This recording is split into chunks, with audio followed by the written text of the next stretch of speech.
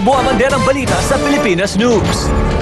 2, patay matapos tamaan ng kidlat sa loob ng kubo sa San Mateo, Rizal. 6 na iba pa, sugatan. Paano nga ba makakaiwas sa ganitong trahedya? Alamin. Sa pool sa CCTV, elf truck, sumabog ang gulong at tumagilid sa Skyway. Karga nitong halos 200 LPG tank, sumabog at nagliyab. Driver ng truck, lapnos ang braso.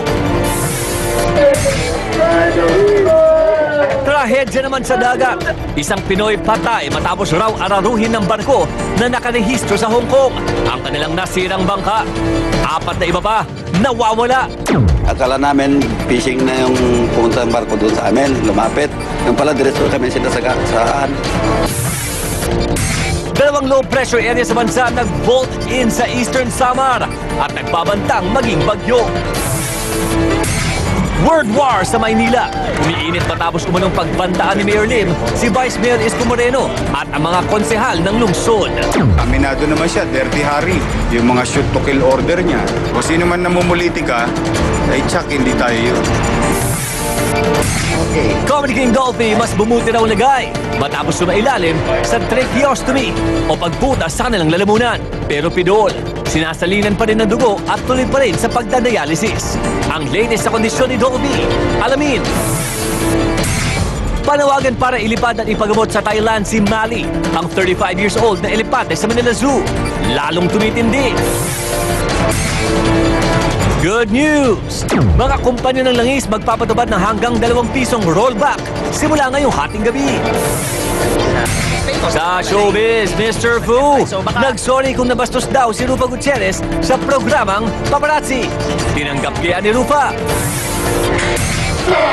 At click sa internet, Baby Bear, naipit sa garahe. Mama Bear to the rescue!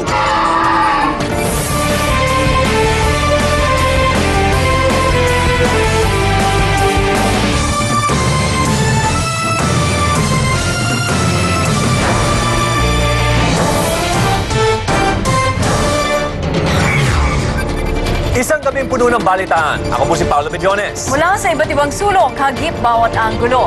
Ako naman si Cherry Mercado. Ito ang Pilipinas News. Tinupok ng apoy ang may 20 bahay sa Padre Rada sa Tondo, Maynila kaninang alas 8 ng gabi. Ang sinasabi pong mitsa ng sunog ay ang naiwang nakasaksak na appliance. Para sa update, naka-live back si Marian Albiar. Marian? Fire out ang sunog na sumiklab dito sa Padre Rama sa Tondo, Maynila. Sa laki nga na sunog, nasa halos 20 bahay ang tinupok ng apoy. Bandang alas 8 ng gabi na sumiklab ang sunog. Kwento ng mga residente, posibleng nagmula ito sa bahay ng isang rodel. 2 araw na raw kasing walang nakatira sa bahay. Hinala nila na iwan ang appliance na nakasaksak ang mitsa ng sunog. Sa laki ng apoy at dahil gawa sa light material sa mga bahay, agad kumalat ang apoy na umabot sa 5th alarm. Wala mang nasaktan na abot sa 50 pamilya ang nawala ng tirahan. Aabot naman sa 2.2 milyon ang halaga ng mga nasirang ari-arian. Paulo Cherry, pansamantalayang dito nanunuluyan sa Wagas Covered Court ang nasa halos 50 pamilya na nasunugan. Kadarating nga lang ng DSWD para maghatid sa kanila ng tulong. Paulo Cherry. Maraming salamat, Marian Albiar, live mula sa Maynila. Samantala, Sumabog at nagliyab ang halos 200 tangke ng LPG sa Skyway Muntinlupa kaninang umaga. Yan po ay matapos masabugan ng gulong at tumagilid ang truck na may karga sa mga ito. Ang driver ng truck, sugatan sa insidente. Normal pa ang daloy ng traffic sa Sukat Skyway sa Muntinlupa bandang alas 7 ng umaga nang makuna ng CCTV camera. Pero makalipas ang 20 minuto, eto na ang eksena. Nakatumba at nagliliyab ng isang elf truck. Karga nitong 185 tangke ng LPG. Habang sumasabog ang mga tangke ng LPG, isa-isang nagtatalsikan ng ilang bahagi nito. Swerteng nakalabas ang pahinante ng truck na nakilalang si Ryan Villanueva. Pero maya-maya pa, muli niyang binalikan ang nasusunog na truck para hugutin ang driver na si Romulo Ramos. Kwento ni Ramos, papunta sila ng Alabang nang may umovertake sa kanilang bus. Para hindi magkabanggaan, kinabig ni Ramos pakaliwa ang truck. Nagpagewang-gewang muna ito. Pagpreno ni Ramos, pumutok ang kaliwang gulong sa likuran ng van. Nawala na ron ang kontrol si Ramos at tumaob na ang truck. Nisip ko na lang yung safety namin. Nagpreno na ako. Selyado dapat ang mga tangke ng LPG kaya hindi to dapat basta-basta sumasabog. Pero tingin na Highway Patrol Group, merong tangkeng may leak at ang spark na nanggaling sa pagsadsad ng truck ang siyang naging mitsa ng sunod-sunod na pagsabog. Lapnos ng first-degree burns ng kaliwat kanang kamay at braso ng driver na si Ramos. Pero sabi ng HPG, hindi siya absuelto sa kapabayaan. Medyo mabilis tapos overloaded, hindi siya attentive sa pagdadrive. Natunaw dahil sa init ang ilang PVC pipes ng drainage ng Skyway.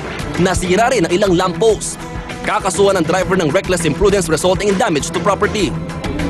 Mon Gualvez, News 5. Sa ibang balita naman, epektibo ngayong hating gabi ang big-time rollback ng mga kumpanya ng langis. Sabay-sabay na magtatabias ang presyo ang Petron, Shell, Unioil at Sea Oil. Parehas na rollback ang Petron at Shell, 1 peso and 80 centavos sa kada litro ng unleaded, 1 peso and 40 centavos sa regular at piso sa diesel at kerosene naman. Ganito rin ang bawas singil ng Unioil. Idagdag pa ang kanilang 1 peso and 80 centavos sa rollback sa premium gas. Ang Sea Oil naman, 2 piso ang kaltas sa kanilang premium at unleaded. Piso naman sa regular, diesel at kerosene. Alas 6 naman ng umaga, susunod ang Phoenix Petroleum. 180 sa regular gas at piso naman sa diesel. Kasabay nito ang kumpanyang Total na may 1 peso and 80 centavos na bawas sa unleaded, 140 sa regular at piso naman sa diesel. Ito na ang ika-12 rollback sa mga produktong petrolyo ngayong taon. Samantala, showbiz news po muna tayo. Humingi na ng tawad si Mr. Fu kay Rufa Gutierrez matapos umanong mabastos ang beauty queen sa paparazzi episode noong Sabado. Ang kwento ni Mr. Fu, nag-reach out na siya pero hindi pa siya nakakatanggap ng sagot mula kay Rufa. Pero sa isang tweet, sinabi ni Fu na may nakuha siyang reply bagamat hindi niya sinabi kung kanino ito galing. Sumama umano ang loob ni Rufa dahil sa bulungan segment para sa kanyang birthday special. Binulungan ng tanong si Rufa tungkol sa kanyang mga dating kasintahan na sina Aga Mulak, Loren Legaspi at Robin Padilla. Kasunod po niyan, inanunsyo ni Rufa sa Twitter na iiwanan niya ang show.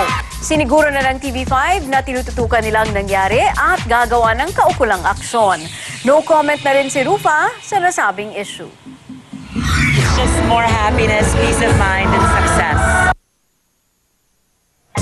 Balita naman mula sa social media. Actually po, mga kapatid, ito'y lumabas na sa ating mga netizen o sa internet itong balitang to na unang beses. Pero dahil nga sa ito isang issue ng mga OFW, gusto po itong ating i-update dito sa balita at sa ating balitaan. Noong po una, gusto ni Manila Congresswoman Trisha Bonoan David na itaas sa $50 ang kontribusyon ng bawat OFW para sa emergency fund. Pero tumutol ang maraming OFW dahil dagdag problema raw ito sa kanila. Kaya nagdesisyon si David na bawiin na lamang ang panukalang batas na yan. Hindi raw niya sinasadyang pahirapan ang mga OFW. So talagang totoo na po na kanyang binawi ito. Marami namang netizen ang natuwa sa balitang ito. Hinit pa nga ng OFW advocate na si Susan Ople, pwede raw kumonsulta si Bonoan David sa kanila kung gusto niyang gumawa ng bagong panukalang batas.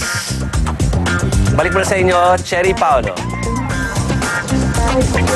Salamat, Jovi. Yung sinasabi natin, bayani na nga sila. Huwag na sila gawing cash cow. Marami ngayong binabawing mga panukalang batas. Susunod, panawagan para dalhin at ipagamot sa Thailand ang 35-year-old na elepante ng Manila Zoo na si Mali. Mas tumitindi. Mali, napabayaan nga ba? 2 patay matapos samaan ng kidlat ang kubong pinagtatambayan nila sa San Mateo, Rizal. 2 low pressure area sa bansa nagsanib at posibleng maging bagyo. Mga posibleng maapektuhan ng sama ng panahon, alamin. At doormat na sumisip-sip ng dumi sa paa. At hindi na kailangan labhan, ibinida sa Japan. Abangan po yan sa pagbabalik ng Pilipinas News.